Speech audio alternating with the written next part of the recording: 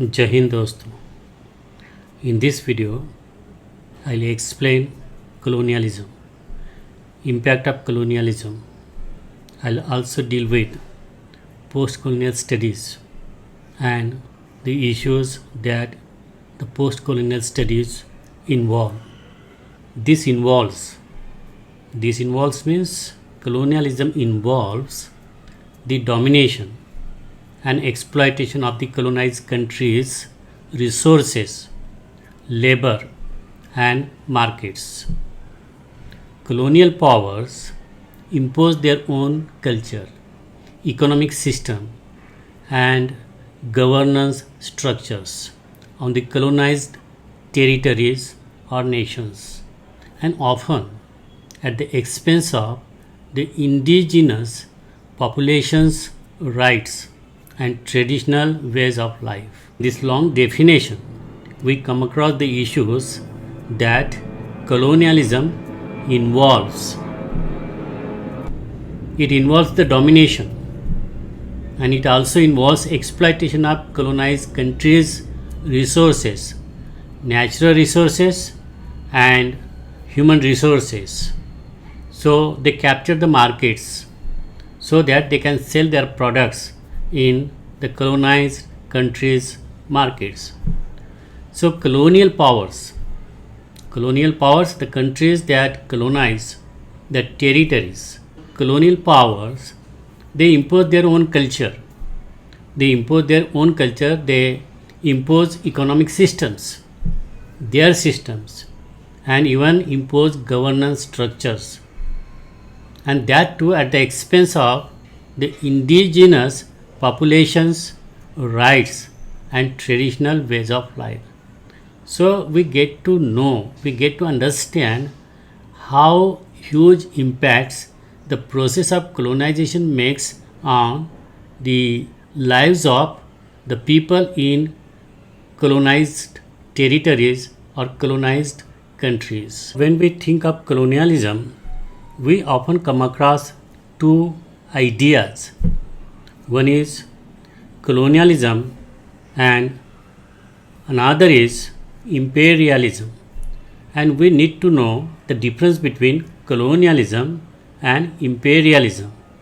Often we use these two terms interchangeably, but they are not the same thing. They are similar in some ways, but then they are two distinct concepts. In brief, colonialism refers to the practice of acquiring and maintaining colonies, and where a country establishes settlements and exert control over the territory and its people. Colonialism involves direct governance and administration. Colonialism involves direct governance and administration by the colonizing power. It involves economic exploitation of the colony's resources and people. It imposes the colonizer's culture, imposes their language, imposes their religion and values on the colonized people. As far as imperialism is concerned, it's a broader concept. That refers to the policy or ideology of extending countries' power and influence through diplomacy, economic control, or military force. So it includes colonization, but it's a broader concept. Not necessarily they occupy the land, they settle down there, but they can exert their influence in other ways also, like through diplomacy, economic control, and sometimes military force. Imperialism is a kind of indirect control. It involves indirect forms of control such as economic influence or political pressure. Imperialism focuses on expanding influence and dominance rather than direct governance. This is what we need to understand. It focuses on expanding influence and dominance rather than direct governance. For example, the influence of the United States in Latin America, the Soviet Union's control over Eastern Europe. During Cold War, these two, big countries, they tried to control the entire world. They tried to control the entire world. They tried to control the entire world. They did not occupy other countries, but they exerted their influence to make them behave in the way they wanted them to behave or wanted them to do the things. So in this way, through different means, they control the territories and nations. Colonialism is a specific form of imperialism and focuses on establishing colonies, while imperialism includes a range of strategies for exerting power, for controlling the territories and nations. Colonialism often centers on settlement and exploitation, whereas imperialism focuses on broader geopolitical influence. Both concepts are integral to understanding historical and modern power dynamics. So, what is this power dynamics? How the power operates, how power influences, and how power is distributed, and how the socio-economic relationship it influences global relations and cultural exchanges. Colonialism involves, as I said, establishment of control over the political systems and leadership of the colonized territory. Colonized countries in this process lose their political autonomy. Lose their political autonomy means political sovereignty, and they are governed by colonial powers. So colonialism involves cultural erosion. How cultural erosions? Because the colonial powers, they introduce their own culture and undermine the indigenous cultures. They undermine indigenous cultures, they undermine languages, and they undermine indigenous traditions and value systems. And in this way, the native people get suppressed and they get marginalized. They promote, they impose their own language, they impose their own religion, and they impose their own cultural practices. And in this way, cultural erosion of native people happens. Colonial powers establish their own educational systems and they promote their own language and culture, often at the expense of local traditions and knowledge. They introduce their language, they introduce their literature, and then through literature and language, they promote their own value system. The colonized countries or the territories, they are pushed away from the boundary, not go, they are pushed away from the center to the boundaries to the periphery. So it's create a kind of division in the society. The colonial powers become the center and colonized territories become the margin or boundary. And in this way, we find clear cleavage between colonizers and colonized territories. Because of the imposition of foreign cultures and values, there is a kind of identity crisis. Identity crisis means they create a kind of cognitive dissonance, mental conflict in the minds of particularly elite class and youths. Their ideas appear to be very exciting, and everything that they introduce seem to be very innovative. So one particular class get excited and they try to embrace their cultural values. They try to undermine the values of their own countries. So in this way, you will find one class embracing, you will find other class resisting. Colonialism often created social hierarchies. They created classes and they fight against each other. They go against each other because of the hierarchy. that they have created and instilled deep into the mind of the native peoples. The privileged class who benefit from the colonial powers, who get the advantages of the colonialism, they become richer because they get some advantages, and the lower sections particularly who are pushed away, they do not get any kind of advantages because of introduction of certain policies by the colonial powers. So colonialism often entrenches social hierarchies, and that we can see persisted even after independence. Why they colonize the country, why they make colonies? Because they want to exploit natural and human resources of the colonized countries. They extract natural resources and they establish trade systems that benefits the colonizing country. So they particularly came for economic purpose, expansion of the market, because in European countries, in Europe particularly, there was industrial revolution, scientific and technological development, and they wanted to expand their markets. So such countries, I mean such continents like Asia and Africa, they found very vulnerable. They found very vulnerable and profitable, and therefore they tried to exploit natural as well as human resources in those countries. They left many their colonies economically impoverished post independence. So we find that they exploited everything and nothing is left for the colonies which were under their domination. Even after independence, we can perceive the impact of the exploitation that they had.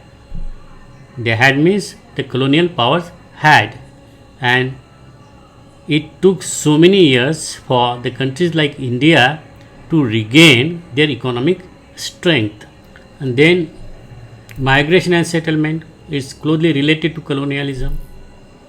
Migration and settlement, the colonial people came down, they settled down here, they pushed away the native people, native people pushed away to the margin, native people pushed away to the boundaries, and these colonial people who settled down in colonized territories, they introduced industries, they built the dams, they built the roads, they built so many things, and in this way the poor people and particularly tribal people were pushed away, and they exploited their lands, they took by force their land, and they were again pushed away from the places they were living.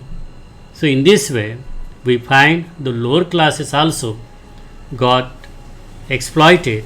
They were exploited by these colonial powers. Environmental degradation. As I said, what did they do? They introduced industries. They introduced technology. They built the mills. They had the plantations. They had the industries in this country. Environmental degradation is one of the This is one of the issues colonialism involves. The exploitative practices of the colonial power led to deforestation, soil erosion, and depletion of natural resources. They cut the trees, they set up industries, and they created space and used even the timber for their economic gains. So deforestation is the result of colonialism, because everything they used in their favor for their economic advantage, economic benefits. They wanted the local peasants to grow certain crops only, certain crops, because they wanted to benefit from it. They wanted to make global trade. they wanted to sell the product in global market. The result is that there happened soil erosion. So the soil lost its fertility because of the because of certain kind of crops, and of course depletion of natural resources. They exploited all the natural resources for their economic benefits, for the market, for global market, and in this way they left the colonized countries impoverished in this way. And colonization often led to spread of certain kind of diseases to which indigenous population had no immunity. They were not immunized, they were not immune to them. As a result, significant part of population declined because people could not resist the diseases and they succumbed to certain diseases. They introduced healthcare system, but they designed to serve the colonizers only, and they were inadequate for the local populations. Colonization also made mental impact on the psyche of the people. So now coming to the second part, we saw all these impacts the colonization made on the minds of the people, on the lives of the people, what they did to natural resources of the people, how they exploited economically, how they exploited human resources also, and how they made us to live in a very dehumanizing condition. We have the stream, the discipline like postcolonial studies. So what is this postcolonial studies? Postcolonial studies is interdisciplinary field. It is interdisciplinary field. It draws on wide range of fields to explore the cultural, political, economic and social impact of colonialism and its aftermath.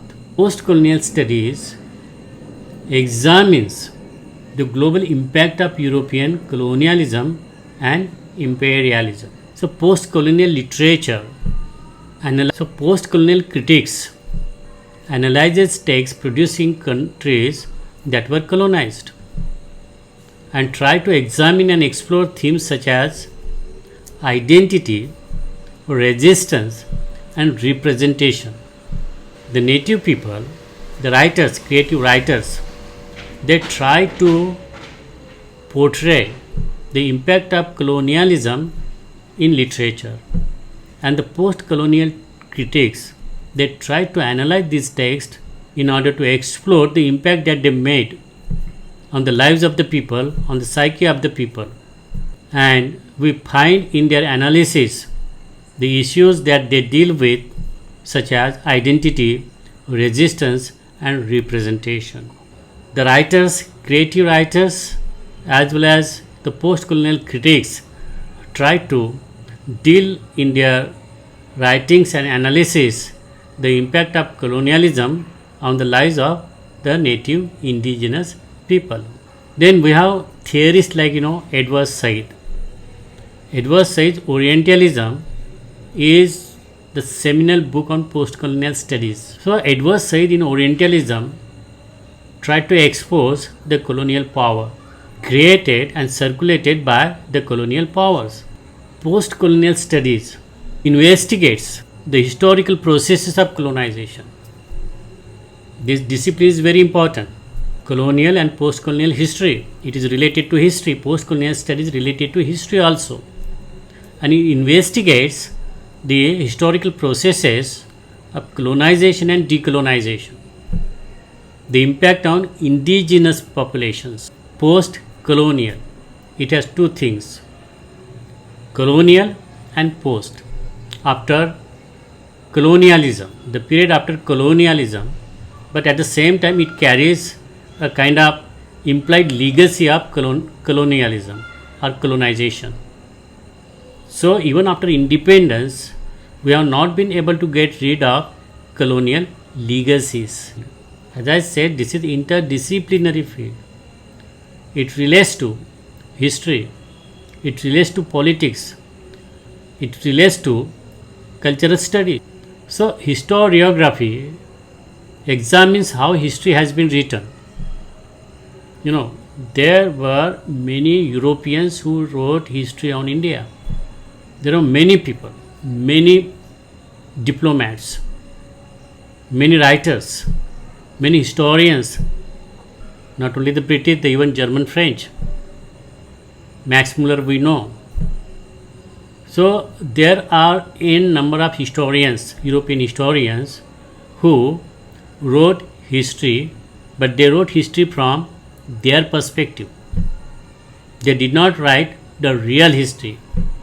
So we don't get objective analysis of facts and figure, objective analysis of events in the history written by European historians. They wrote it from their own perspectives, and in that they tried to marginalize indigenous people, indigenous population, indigenous culture. They tried to prove how the colonized territories were uncivilized and brutal, and therefore it was their right to civilize such nations. So in this way they tried to justify colonial rule in the countries like India, in African countries, in the Middle East. So this field, post-colonial studies, explores how colonial and post-colonial conditions shape cultural identities and practices. Cultural identities and practices.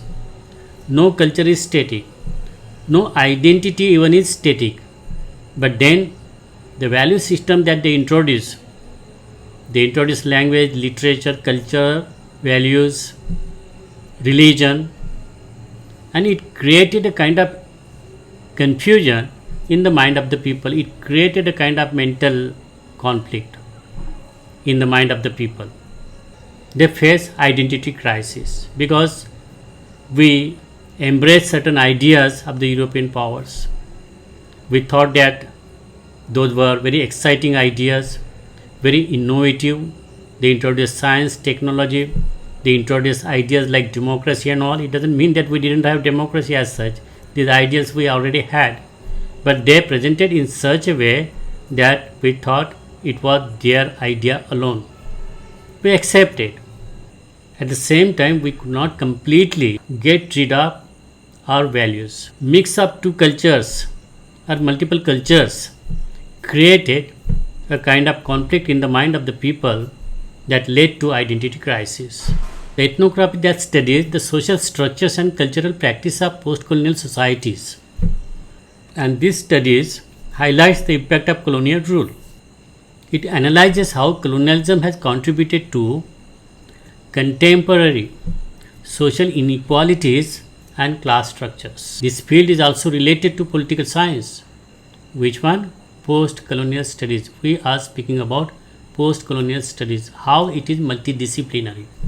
It investigates, post-colonial studies investigates the political dynamics in post-colonial states, including issues of governance, corruption, and neo-colonialism. Neo-colonialism is nothing but imperialism. It explores international relations, examines international relations. It explores how former colonies navigate global politics and their relationship with former colonizers and other nations. This field is related to even post-colonial economies. So post-colonial studies examines the economic legacies of colonialism. The legacies, as I said, that they left in their former colonies, such as dependency theory and exploitation of resources, exploitation of human resources, exploitation of natural resources, and the impact of that exploitation on the lives of people. It is related to development studies, critiques development policies and practices that often replicate colonial power dynamics. So post-colonial studies also deals with gender, analysis of gender, intersectionalities. It analyzes how colonialism intersected with issues of gender, how colonialism intersected with issues of gender, race, class, impacting the lives of women and marginalized groups.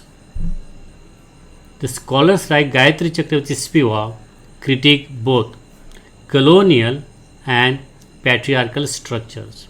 So all these issues are the subject matter of post-colonial studies.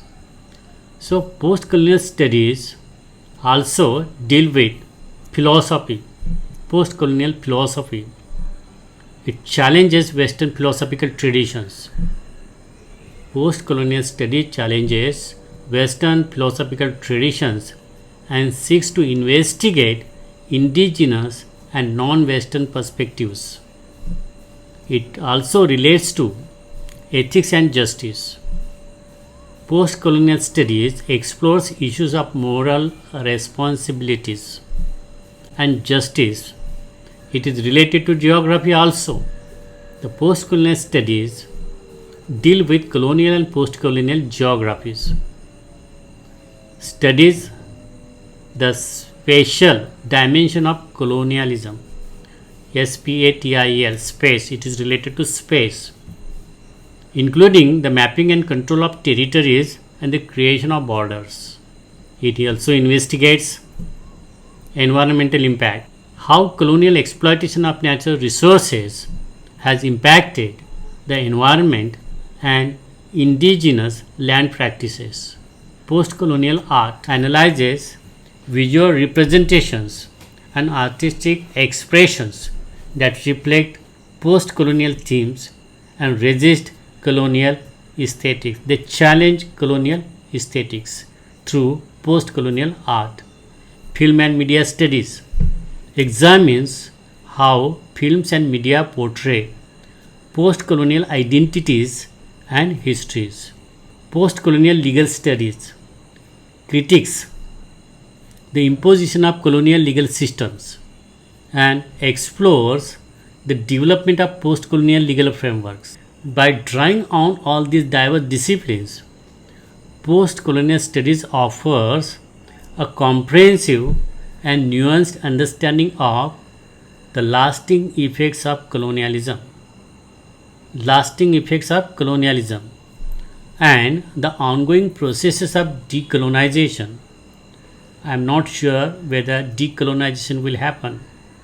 It's very difficult to decolonize the mind.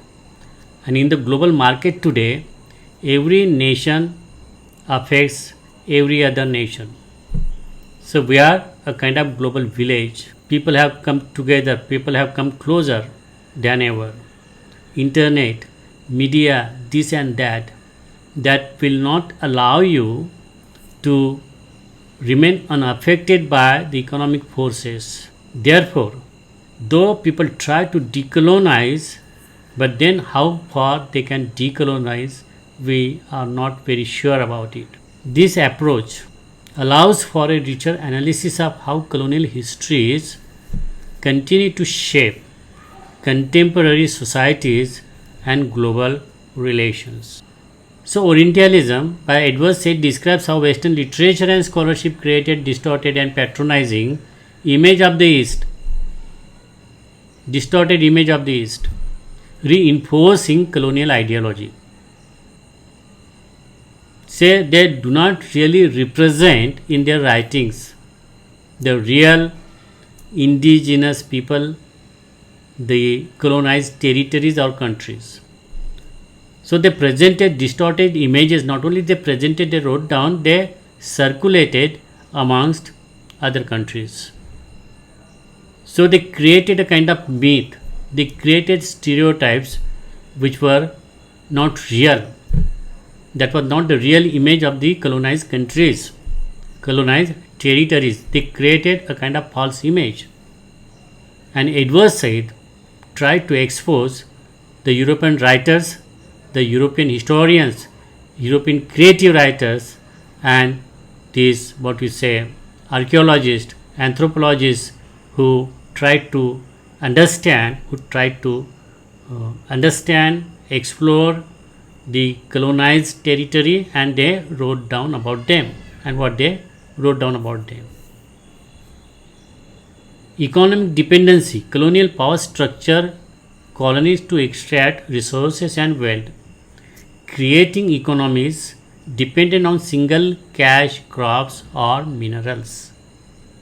This exploitation has had long standing effects, often leaving post colonial states or countries economically impoverished, vulnerable. Infrastructure development. While colonialism introduced infrastructure like railways, ports, these were primarily designed to facilitate resource extraction rather than develop local economies. So, whatever they were doing, even if they were introducing certain scientific and technological development in colonized territory, but they were doing for their own benefits. This is what we need to understand. The global trade system established during colonial times. We're talking about the global impact of European colonialism and imperialism. We're talking about the impact of the global impact of colonialism and imperialism. So they introduced a global trade system. They established global trade system during their time and continues to favor former colonial powers, perpetuating economic inequalities. Post-colonial states often find themselves trapped in cycle of debt. We have this World Bank and International Monetary Fund.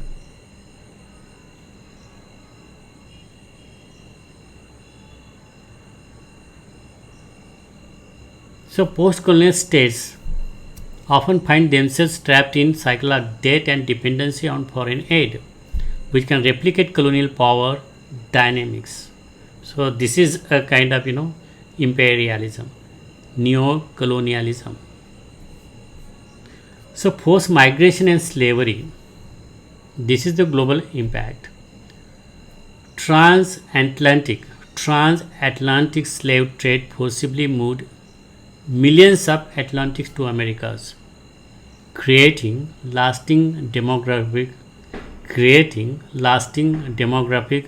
and social impacts. So colonial powers also transported indentured laborers from Asia to other colonial powers also transported indentured laborers from Asia to other colonies, leading to diverse diasporic communities in the world. Social stratification. Colonialism often entrenched racial and ethnic hierarchies, as I said earlier, privileging European settlers and creating divisions among local populations. Caste and class system. Global impact. Colonial rule sometimes reinforced or reshaped existing social stratification. They strengthen the existing social stratification in the countries like India, influencing contemporary social structures. Political impact. Colonial power drew arbitrary borders between countries. Colonial power drew arbitrary borders, not natural, without regard for ethnic, linguistic, or cultural divisions, leading to conflicts and challenges in nation building post-independence. Governance structure. The administrative and governance structures imposed by colonial power often influence the political system of post-colonial states, sometimes hindering democratic development. Anti-colonial struggles. The struggle for independence fostered, this is also global impact of colonialism. The struggle for independence fostered nationalist movements and leaders who sought to reclaim sovereignty and cultural identity. Newly independent states face the challenge of creating political systems that address the legacies of colonial rule, including the issues of corruption and authoritarianism. Ecological degradation. Colonial resource extraction often led to environmental degradation, deforestation, and loss of biodiversity because they use everything for their own interests, in their own benefits, for their own benefits, in their own interest. The imposition of European agricultural practices altered traditional land use, impacting local ecosystems and livelihoods. Historical responsibilities. The industrialization and resource extraction practices initiated during colonial times significantly contributed to global carbon emissions, implicating former colonial powers in contemporary climate change issues.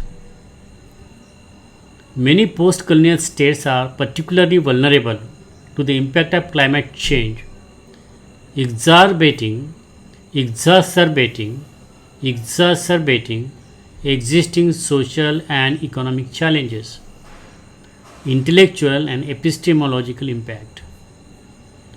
Eurocentrism in academia. Colonialism shaped the production and dissemination of knowledge, often marginalizing indigenous knowledge systems and privileging Western epistemologies, philosophy, the branch of knowledge. Post-colonial studies seek to decolonize knowledge production by incorporating diverse perspectives and challenging dominant narratives. The development of international law and human rights discourses has been influenced by colonial histories, with post-colonial states advocating for greater equity and justice in global governance. By examining these various impacts, post-colonial studies provides a comprehensive understanding of how European colonialism and imperialism have shaped the modern world. This is what we need to understand. This interdisciplinary approach, post-colonial studies, this interdisciplinary approach allows for a very subtle analysis of the continuing legacies of colonialism and the ongoing struggle for decolonization and justice. Thank you. Jai Hind.